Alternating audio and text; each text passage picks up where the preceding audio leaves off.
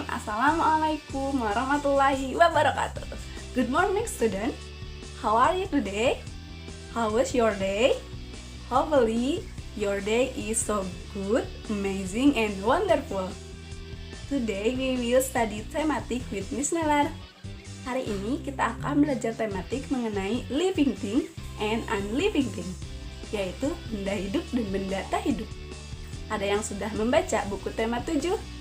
Nah, di buku tema 7 ini ada membahas tentang benda hidup dan tak hidup. Ada yang tahu apa contohnya dari benda hidup dan tak hidup? Nah, sebelumnya Miss mau bertanya, kegiatan apa yang suka kalian lakukan setelah bangun tidur? Ada yang langsung mandi, membersihkan tempat tidur, menyiram tanaman, atau memberi makan hewan? Nah, kegiatan yang kita lakukan setiap hari pasti berhubungan dengan benda hidup dan benda tak hidup. Ada yang tahu ciri-ciri dari benda hidup dan tak hidup? Nah, ciri dari benda hidup yaitu bernapas. Seperti kita benda hidup ya, karena kita bernapas. Yang kedua, makan. Nah, benda hidup itu memerlukan makan. Yang ketiga, bergerak. Nah, dan yang keempat, berkembang biak. Adapun contoh dari benda hidup yaitu kita, manusia, kemudian hewan, dan tumbuhan. Adapun ciri dari benda-benda tak hidup yaitu kebalikan dari benda hidup, yaitu tidak bernapas, tidak makan, tidak bergerak, dan tidak berkembang biak. Adapun contohnya yaitu kasur, air, tanah, udara, kemudian batu, dan lain-lainnya. Nah, coba kalian perhatikan di sekitar kalian ada benda hidup dan tak hidup apa saja. Nah, kalian bisa mencari benda hidup dan tak hidup yang ada di sekitar kalian. Setelah kalian menemukan benda hidup dan benda tak hidup di sekitar kalian, kalian bisa ditulis di buku tematik menulis. Siap? Nah, kemarin juga kita telah belajar mengenai simbol dan sila Pancasila, sila ketiga.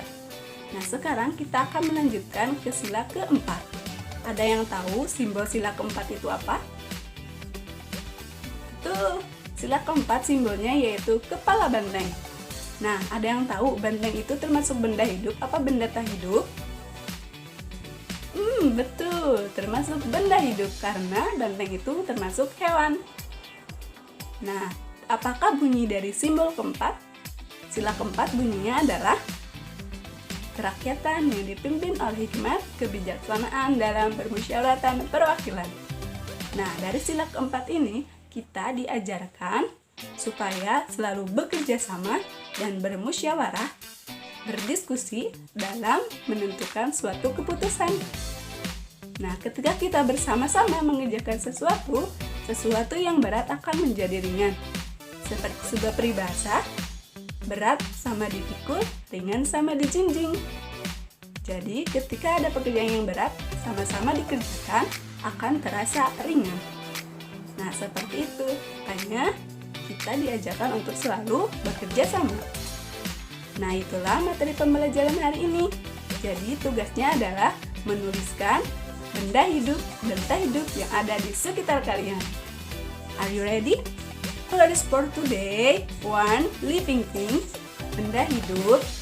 2. Unliving thing, benda tak hidup. 3. Example, contoh. 4. Human, manusia. 5. Animal, hewan. And 6. Plant, tanaman.